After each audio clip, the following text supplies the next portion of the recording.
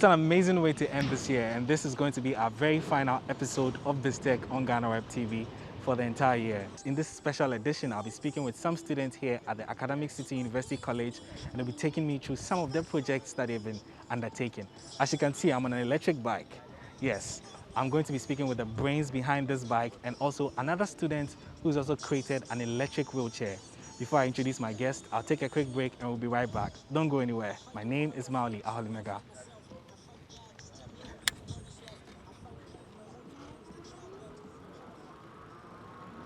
Welcome up on that break. My guest on this week's edition of BizTech is Barnabas Nomo, and he's a student here at the ACity University College, and he's also a computer science student here. Barnabas, welcome to BizTech. How are you? I'm good, right? Yeah, so you want to show me something. I see this is the ventilator. Yeah. Yeah, so what am I looking at right now? Okay, so this is actually almost about to go out to Kolebu. Okay. Because, during COVID, our school president, Dr. Fred, he started this call to action, and he was asking people if you had skills that you wanted to contribute to some national development agenda, sign up, and he was going to recruit you. So Okay. I think what happened was at that time, all places were locked down, and I asked him if I could join the project, but I live all the way in Koforidua. So, Okay.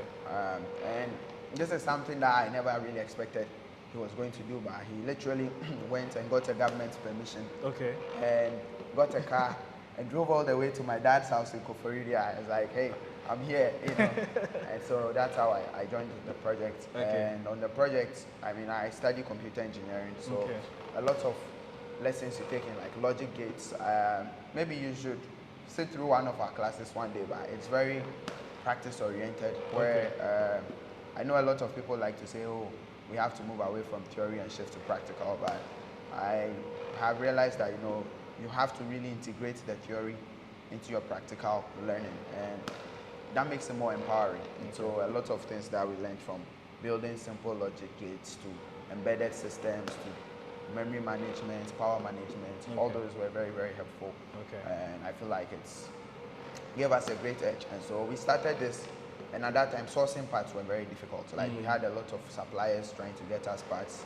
Sometimes they'll get held at immigrations, Yeah. It was a big, a crazy mess. And finally the German Corporation for Partnerships gave us a grant. Okay. And so based on that grant, we were able to source materials.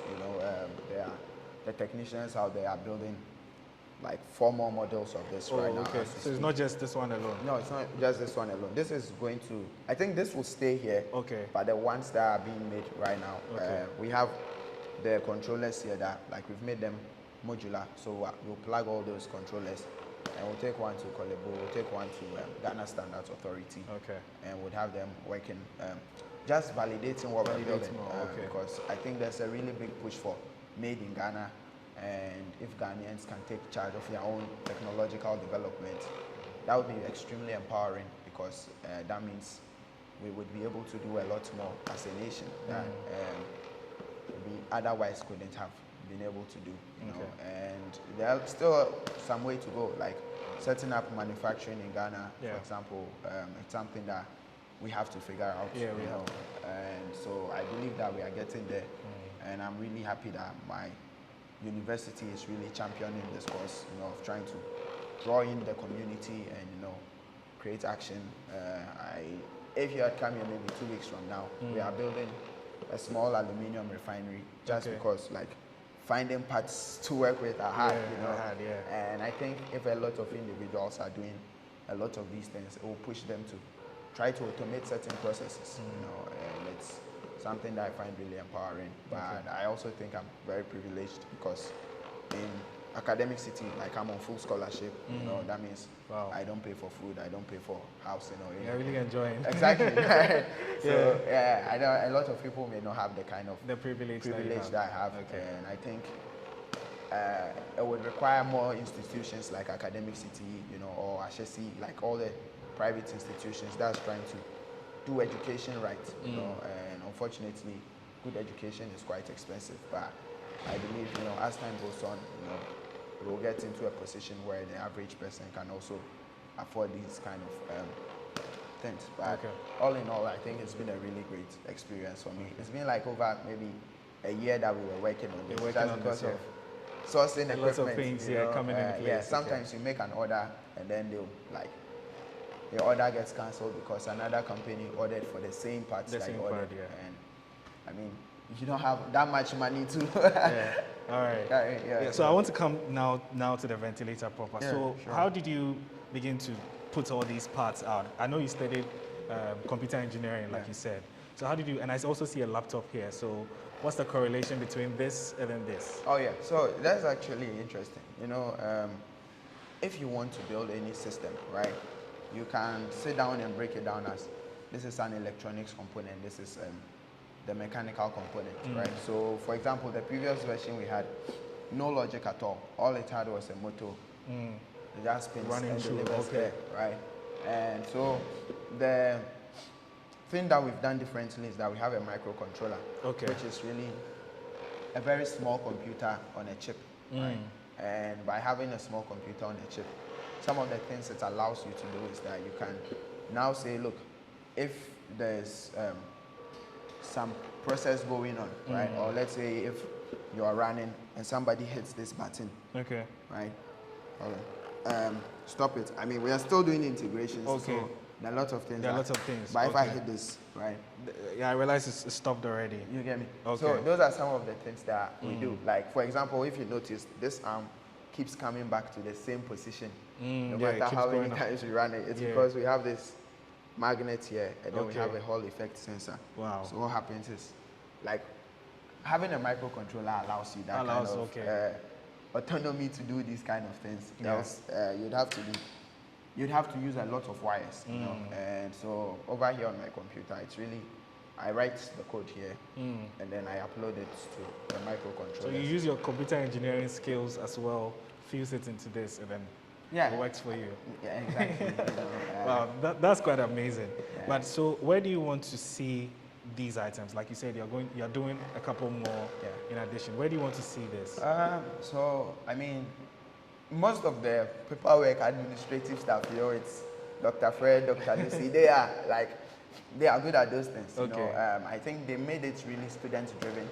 So they usually do not even ask, hey, do this, do that, right? They usually just check for updates and check on deliverables. So for us, on our end, I mean, it would be nice to see that, let's say one day my uncle is sick or something and I see something I made, right? Yeah, Saving his life, you for know. them to use it. And for me, that's the most empowering thing about engineering, that there are certain things you may do that you may not get like a lot of gratification for instantly, but just knowing how it's going to impact Yeah, somebody's this life. specifically for the health sector. Exactly. Yeah. You know, and like just that alone, I think it's great. So where I want to see it, I think it really depends on how our evaluations with Ghana Standards Authority go. Yeah, you have to go through the standards. But and all what that. they are doing, it's not like they are like trying to say this will work. We are not going to let this pass or we'll let this pass. But what we do is that they are actually very keen. You know, they are. Boss comes around here sometimes. come and check. Even a Kolebu hospital doctors. So it's more like a very collaborative experience. And so it's more like we are going to give it to them. They give us feedback. This would work, this wouldn't work. Can you change this? So so that we can build a product that we know, you know, for example, with ventilation, if it's a closed loop, then what happens is, for example, if we are delivering too much air, we can burst the person's lungs, right? And so those are like actual legitimate concerns that we have to take care of, you know. And so when they give us a lot of the feedback, we would use that. And I'm hoping that based on, if we are able to meet their requirements, then these could be like mass produced and they could be in hospitals. They could even be in ambulances, you know. Like we have a battery bank on top of it, and these batteries can last about 7 hours. Like when this thing is running fully, you know, we have emergency modes where, I mean, because today we are doing testing, I cannot show a lot of it. That's fine. That's but we have emergency modes where, let's say, if there was a power outage, you could put it in low power mode, so the screen would be off. Okay. Right, like, and this thing will just keep running. You know? Even without the power. Yes, because we have batteries on board. Okay. Right, so if this is like this green light is on right now because I have the power connected. If I unplug it, you realize that it goes off. Okay, it's completely gone off. Okay. Exactly. So it's stable, and you notice that it didn't have an effect on any the way this was running at it all. was still working. And so there's a lot of engineering that has gone into it. Usually when people see that, like, oh, this is just a box car, they don't realize there's a lot more that goes into it. Yeah. All right. Okay. All right, Barnabas. It's been a very interesting conversation. I know you have some other things to show us as well. So I'll take a quick break and then we'll be right back. Sure. Barnabas Nomo is my guest on this week's edition of BizTech, and he's a student here at Academic City University College. And he's also a computer engineering student. And he's created this ventilator, which is right here. It's a team project. So. Yes, which is a project he's undertaking as well. We'll take a quick break and we'll be right back.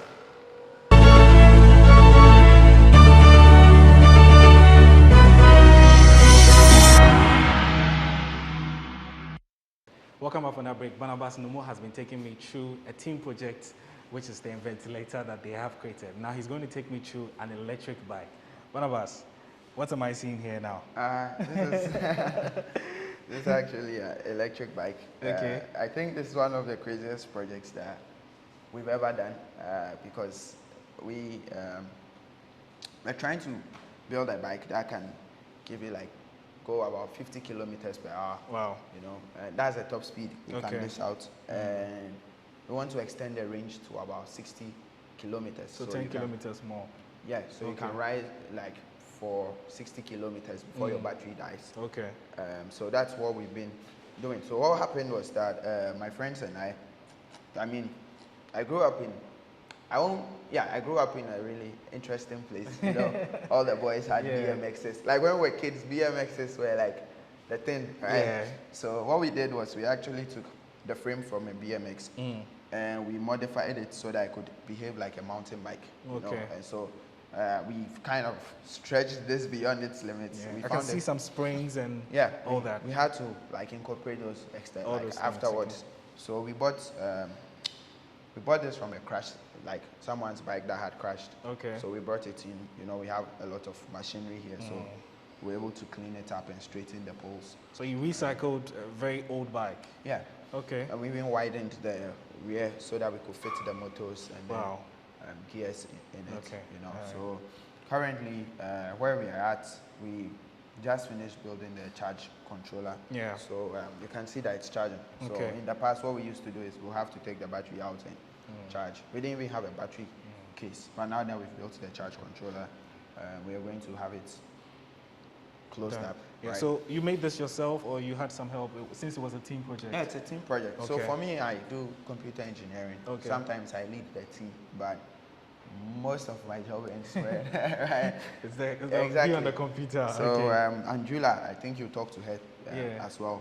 But a lot of the plastics that you see on here, she actually had it. She actually 3D printed it here. So, for example, this hydraulic shock absorber. You know, we have a tight cap that fits on it. We filled it with oil, so the tight cap sits on it so that it doesn't leak, and it's able to build pressure to keep you from having a bumpy ride. Yeah. Right? I see the two, one on the left and one on the left, one on the right. You know, some of the holsters that hold these electronics in place, all of those we 3D printed it, and we actually designed this on our computer before we actually.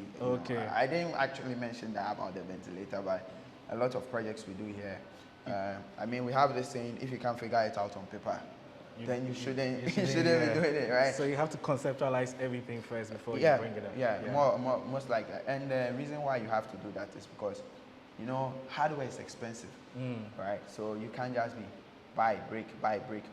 You run out of money really fast. So you have to make sure all your models work. Then when your models work and you're satisfied, you know, like first, it will shock you that you start with some funny looking poles, and then you get the underlying concept working. Yeah. And after the underlying concept is working, you can just add a lot of aesthetics and you beautify it. So that's what we've really done. In a week or two, you wouldn't see this host when you come by because we are printing covers all over it. So you design it as well? Yeah, exactly. But we usually make sure the functionality works before you do all that. Before you do all that. So we threw in some really subtle features like there's this speed sensor in the wheels. Okay. So if you are riding at night, the bike was really built for night riding. Oh, not okay. For daytime, if you are riding at night, like the whole wheel lights up because of this neon bulb there. Yeah. And it's I see really, another one, a second one yeah, also here as yeah. well. So those are a few like subtle things we're putting in. Right now it's white because we are trying to prevent it from rusting. Okay. But there's like this really crazy graffiti guy. I don't know. He's on Instagram as Ekomofo. Okay. Like he wants to give us some really nice, Okay. looks on it. But Wow. for now, we are just focusing on making sure that I can do what we want it to do. Yeah. Right? Yeah. So. Wow, that's really interesting. Yeah. Yeah. So how many of these do you want to create? Or for now, this is what you have? Actually, we want to build a biking culture on campus. Okay. So one of my friends who I haven't mentioned yet, Jeremiah. Oh, two of my friends actually. Like Jeremiah, Anthony. There are people that I really enjoy working with. Okay. As well as Andrea as well. Yeah. So my team, Andrewla, Abdul, Jeremiah, Anthony. Right? Okay. Yeah. When you put us together, just know that crazy like the things to come Fantastic out. Four, Yeah. So. Alright. Jeremiah and Anthony are actually building a charging station right now. Okay. So where we can go in and plug your devices. More like an electric charging station. Charging station. I think Wow. if you look at this campus, a lot of the projects are using electric economy. yeah. We are building an electric vehicle. We have electric bike.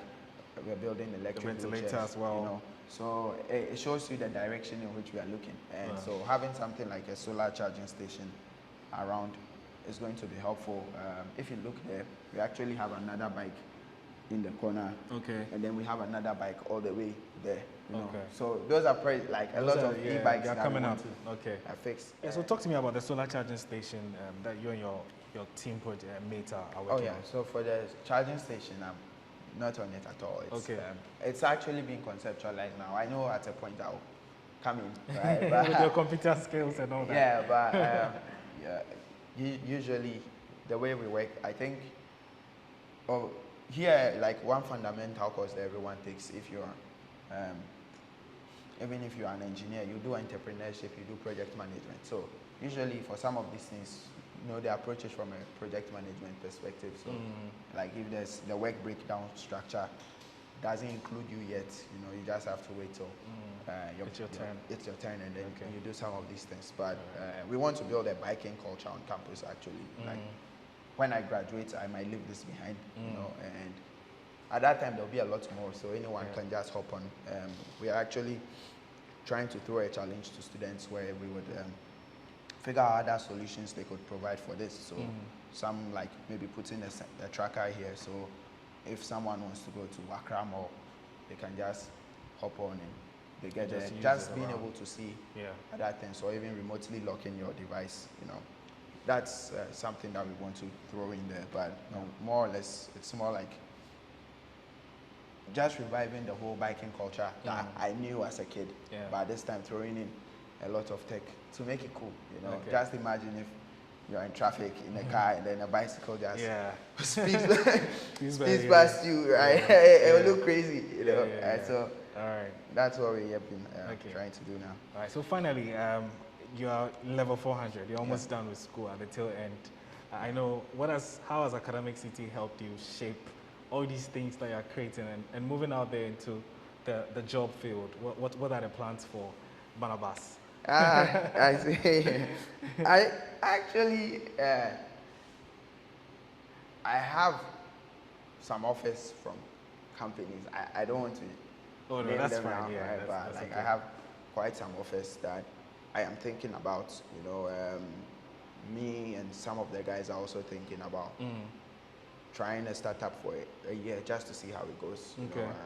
Where we would be still building accessible devices, like the electric wheelchair. You'd see it. You'd see the like exoskeletons, more like things that help. Yeah, very innovative stuff. But also it has to make profits, right? Exactly. That's the only way. Yeah, money is very important. Keep going at it. So I mean, right now that's what's it's looking like for me. I think for my experience here at Academic City, though, I always tell people that universities don't hold you to do anything for you. It's like they provide the resources and the material and the facilities, and if you put in the work, you can do a lot of stuff. with them, because like if you look around, even this workshop alone, you know, I know the budget for this workshop was like $2.5 million, right? The electricity we use a month alone, you That's know, quite a lot. if I was living at home and I was trying to do all this, you know, just imagine. It will cost you more. Exactly. Yeah. Yeah, I remember sometimes I take equipment home and my parents just look at the label to see the power consumption, you know. And so I should tell you how when you have an institution like this that's making the investments, you know, if you're able to just put in a little, just try a little. They're ready to give you that support as well. Exactly. You know, it's something that I mean, it's not totally related to this, but like, even though I'm studying engineering, we started this gaming tournament, you know, like last month. It was called Squad Wipeout. It easily became the biggest Call of Duty mobile multiplayer tournament in West Africa. And it had a lot of support from my institution, you know. If I put myself in the shoes of, let's say, somebody who was outside this institution trying to pull something like that off, you know, the partnerships, the amount of money you would spend. They had 48 players living here on campus, being fed, using Wi-Fi, you know, those kind of things. Just to play a video game. Just to play it, right? And the fact that I'm doing engineering and I was able to pull off such an entrepreneurship feat, it should tell you the kind of impacts that we're putting into people. And so usually a lot of parents would ask me, hey, what is the assurance that my kids are in a good place here and all that? I tell them, look at all that's coming up, right? Look at what's happening here, and just form your opinion, you know, because I think that's really important for me. And so I do not really know, honestly, I do not know exactly what I'll do right after school, because I have some offers and I have other things that I feel like I want to try. So I'm still forming my opinion. But I'm not really scared or anything, because I feel like I have been well prepared to face the world. That's great. Barnabas, thank you very much for your time. So I've been speaking with Barnabas Nomo. He's one of the students here at the Academic City University, and they are creating very innovative stuff. Don't go anywhere, we'll be right back. I'll be speaking to another student. Her name is Andrewla, and she'll be taking me through the electric chair that she has also created. Don't go anywhere, we'll be right back.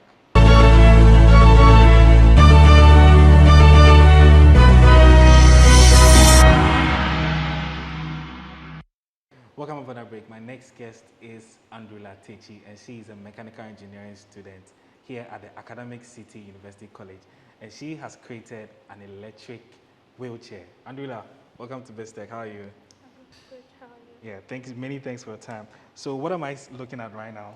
So you are looking at our electric/hybrid wheelchair. So this is an interesting story. I'll talk about that later. But this is basically a wheelchair that runs on electric motors, but without power, it can also be run manually. So that's the basic purpose of the the wheelchair. Now the interesting thing is that this project, I am leading this project with a team of engineering students. This project is a bit closer to my heart because it's personal. So my grandmother, I mean the one who named me Andrewla, had a stroke when about 1 year till she died. And then it was quite hectic because we had to go back and forth. People had to stay over and take care of her because she couldn't move and all that. So accessibility has been one major thing I really want to solve in the health sector. So that was what she was passing through. Fortunately, she got well before she passed away. So that is it. And then I went to an accessibility camp at ACity 2 weeks where we were making prosthetics and designing things for disabled people. So I kind of started getting my passion from that. And then we had a challenge in third year. So basically, we're supposed to go to Agbogloshi, the biggest e-waste site, and then help them with their businesses. So my team and I were going through the place, and then we were looking at the scraps, and then we saw a wheelchair from the scrap, and we were like, I talked to Barnabas, and I was like, why don't we just take the scrap and then see what we can do out of it? So we bought it from the scrapsman, and then we took it out. And then one day he was also out in town. We were trying to note that it was very manual. Okay. The one we got from scraps, it didn't have any motor attached or wow. something. So it was our mission to make it motorized. So Barnabas was also in town one time, and then he found some old hoverboards, and he called me and he was like, what if we harvest these motors to actually build the wheelchair? Wow. So we were like, yeah, let's just get the old hoverboards. So that is it. So he brought the hoverboards, and then we took this whole thing apart. Wow. So what we did was that we totally removed everything from the wheels, the spokes and everything. So you actually dismantled the entire thing? We dismantled the entire wow. thing. And then what we did was we redesigned the whole thing, because first it was running manually, and now it has to be run by electric motors. So we designed, with the team, we designed it in SolidWorks, where everything is supposed to go to. SolidWorks is like a software that we use to design the wheelchair. Okay. So after we designed everything, then it was time to fix everything back. So what you don't know is that these are the motors, actually. Wow. I actually thought that was like some design or something. Yeah. So these are the motors that are built in the wheelchair. So one thing we did was we had to drill several holes in the wheelchair, in the motors, just to make sure that the spokes will go inside. Okay. I mean, we got a craftsman, a bicycle repairer, to be able to fix the spokes for us. So that is what we did. And then we redesigned everything, the whole thing, everything holding the motor. Wow. And then we came back. I mean, when we designed this, we had the opportunity to present it at an IDEON conference, which was organized by the school. Okay. So that was the first time I talked about. But wait, how long did it take for you to dismantle, reassemble it all over? It took less than a month. Wow. Let me just say that. Okay. Yeah.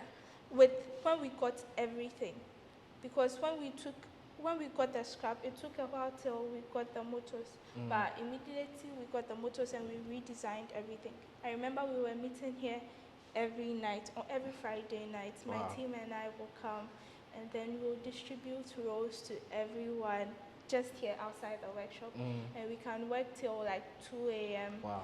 I remember the final thing, we even finished at 8 a.m., which means we didn't sleep. Yeah, you didn't sleep at all. So that is it. So we did it in less than a month, the assembling and everything. And then we presented it at our first IDEON conference. And then with that, we got a lot of interest, where we had some lectures even push in money for buying some things like the batteries. Okay. And a student also donated some money for buying some of the electrical components. Wow. Because everything was out of our pockets. So our sole purpose is to sell these electric wheelchairs at very affordable prices, because currently the ones that are being sold are over $2,000. That's quite expensive. Yeah, which is quite expensive. And then we want a situation whereby middle class and low income families can just access the wheelchair by just moving around, and then not needing anyone to be pushing them in the manual wheelchair. So that is our sole purpose. Wow. And then with the budget and everything, we really didn't need a lot of money, so which meant that we were actually on course. We could actually sell a product for about $1,000 or even less. Yeah. Right now we are targeting about 2,500 Ghana cedis to about 3,000 Ghana cedis per product, which actually beats the market, right? Yeah. So we got a bit of people to put in money and then get some things, and then finally during the vacation we were able to purchase some of the controllers and then bring them on board. So that is it right now. And right now what we basically do is that it uses a joystick. Wow.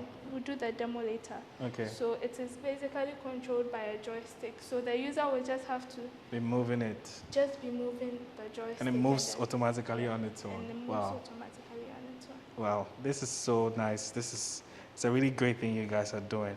I know you have it's personal for you, but aside this project, are there some other things that you're working on, if you can share with us?